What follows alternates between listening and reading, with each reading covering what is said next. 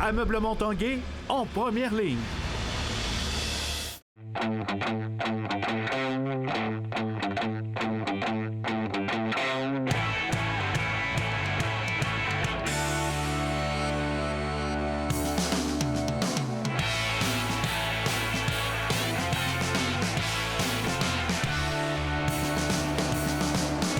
Bon jeudi tout le monde, bienvenue à l'Esprit sportif. Aujourd'hui, une émission bien remplie. On revient sur la présentation au Mont-Sainte-Anne des championnats du monde de vélo de montagne. Également, conférence de presse du club de football Rouge et Or. C'était le lancement de la 25e saison. Le premier match, c'est dimanche. Mais d'abord, ici à Lac-Beauport, en fin de semaine, 15e édition du Mondial Acrobatics. Reportage.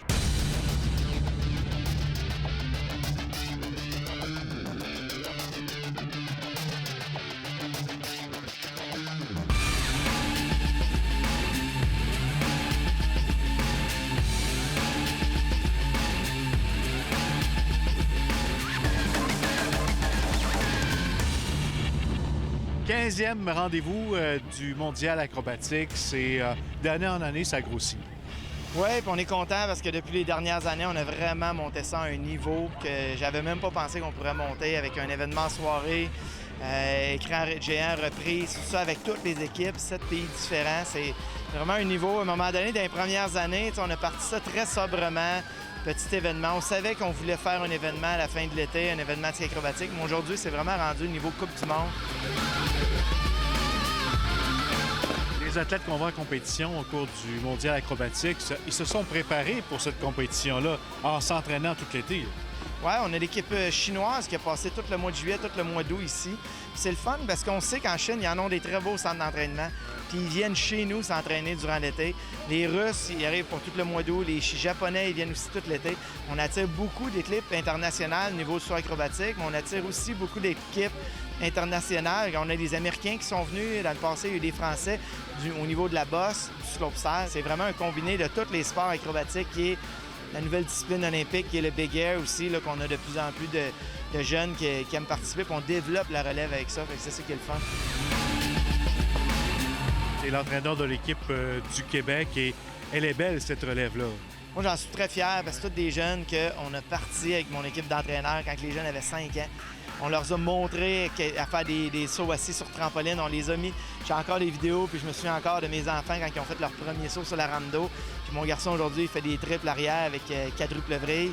Des sauts que même moi, je commençais à faire à la fin de ma carrière, il y a 15 ans, puis il les fait déjà. Fait que je trouve ça le fun de voir. Puis on a vraiment une équipe forte. C'est pas juste 1 ou 2 athlètes. Là, on parle de 12 athlètes au niveau de l'équipe du Québec qui sont capables de rivaliser. Ça risque d'être la plus grosse compétition de ski acrobatique. Le West Irving, c'est un rendez-vous attendu par tous les athlètes que ce Mondial Acrobatics. Ouais, à chaque année, le mondial, le monde en parle. Ils ont hâte de venir ici, ils ont hâte de venir compétitionner à Québec.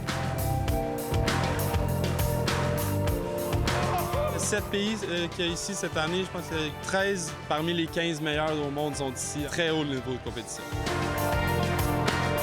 Les Russes, les Chinois sont entraînés ici une bonne partie de l'été. Donc là, c'est venu le moment de montrer ce qu'on a appris, de montrer à quel point on est capable de pousser puis de compétitionner samedi. Sur une rampe d'eau, on essaie des choses qu'on ne peut pas essayer sur la neige. Tout à fait. Sur la rampe d'eau, c'est un petit peu plus facile. On n'a pas besoin de skier jusqu'en bas de la piste. Donc, on peut juste bien atterrir. Donc, ça permet aux gens de pousser un peu plus, de pousser notre adversaire puis d'offrir un beau spectacle pour le public. En piste. Catherine Lavallée, c'est toujours la récompense de l'entraînement de l'été que participer au Mondial Acrobatics. Ah oui, c'est vraiment le bonbon. On est des compétiteurs, hein? on est des gens de show. Donc, c'est sûr que d'avoir une compétition ici, c'est le top du top. C'est une grosse compétition. C'est pas une Coupe du Monde, mais dans ta tête d'athlète, c'est comme une Coupe du Monde. Définitivement. Dans ma tête, c'est vraiment une Coupe du Monde. Toutes les filles avec qui je me bats l'hiver sont là. On est toutes dans le même bateau. Donc ouais, pour moi, c'est vraiment une Coupe du Monde. C'est vraiment du haut calibre. En plus, qu'on fait des sauts probablement plus gros que ce qu'on ferait sur la neige. Les gens qui viendront voir ça ici, c'est un spectacle en soi, c'est une compétition, mais un spectacle parce que les sauts n'ont jamais été aussi hauts, aussi spectaculaires. C'est un spectacle parce qu'en fait, on en fait un événement. avec les effets lumière, tout ça. En soirée, le focus est beaucoup plus sur les athlètes. Puis avec les sauts qu'on a aujourd'hui avec les athlètes, j'ai vu l'entraînement des Chinois hier soir. Il y avait au moins 3 athlètes qui faisaient des triples arrière 5 vrilles. Puis sont faits, mais pas juste réussir à faire un trip avec 5 vrilles, ils sont faits à la perfection. Alors on a vraiment rendu à un niveau très élevé. Je pense qu'on ne peut pas demander un meilleur spectacle côté acrobatie en ce moment cet été au Lac-Beauport. Merci Nicolas, bon week-end. Restez là après la pause, on parle football universitaire et également mondiaux de vélo.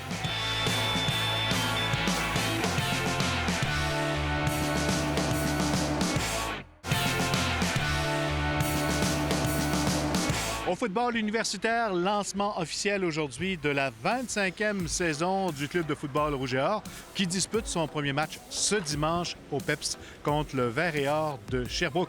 Le reportage de Stéphane Turcot. Dans la mire, Samuel Chénard était le centre d'attention à cette première conférence de presse 3 jours avant le premier match de la saison. Je suis excité, je suis content aussi de pouvoir enfin commencer là à être sur le terrain. Je pense que toute l'équipe, on est excité de commencer à jouer le dimanche. Je ne peux pas combler le départ de Hugo Richard par seulement un joueur ou une unité. Même chose pour Betts. Donc, cette construction doit venir de tout l'ensemble défensif. Car pour Glenn Constantin, la profondeur du Rouge et Or cette saison sera testée comme jamais. Je pense que oui. Je pense que surtout la ligne défensive, c'est rare que tu as 4 partants qui graduent en même temps. Let's play, guys! Let's play! Let's go! Et pour ce qui est de Samuel Chénard, eh bien, Glenn Constantin et les entraîneurs du Rouge et Or le préparent déjà depuis quelques mois. J'ai parlé au printemps avec lui, de pas se mettre plus de pression qu'il faut, puis de prendre son rôle de leader, mais que le message, c'est que les matchs vont gagner comme à l'époque de William Leclerc avec un effort collectif. Si le premier adversaire du Rouge et Or cette saison ne représente pas une menace, alors que le Vert et Or n'a jamais connu la victoire contre Laval depuis 2003 et surtout subi 3 dégelés la saison dernière, l'objectif demeure encore le même pour Glenn Constantin. Pour nous, ce qui est important, c'est de ne pas penser trop loin. Oui, ça reste encore ça, c'est nous, mais on a tout le temps dit à tout le monde que pour nous, c'est de se rendre à la Coupe Dunsmore. Et si on peut gagner la Coupe Dunsmore, tout espoir est permis. Donc, c'est encore la même chose. Et je pense qu'on va avoir une équipe qui va progresser durant l'année. Quant à la préparation de Samuel Chénard dimanche matin avant le match, elle ne sera pas différente des 4 premières années.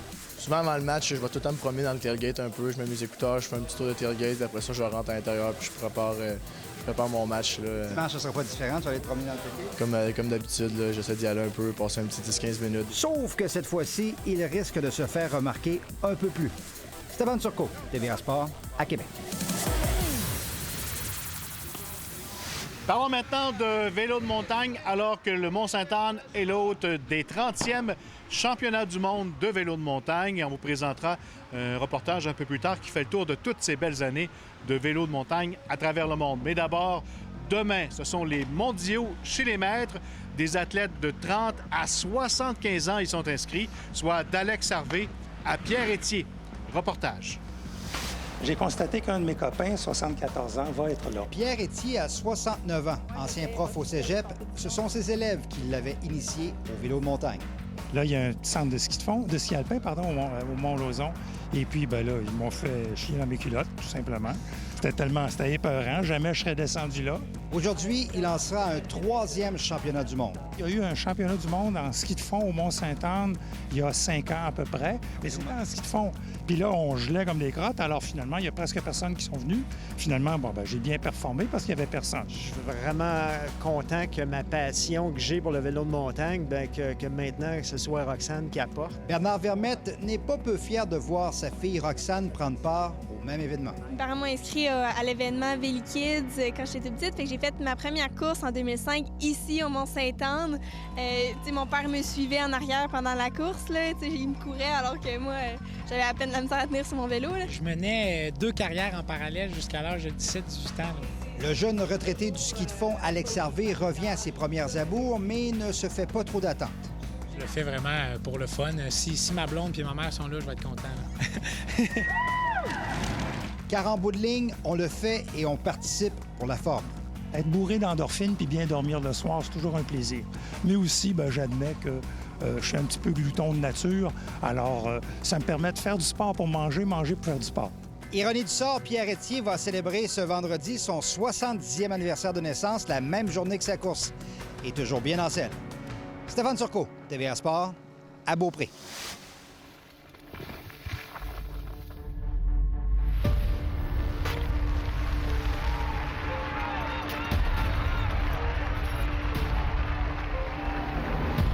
Showing all the talent and skill and working a very even line.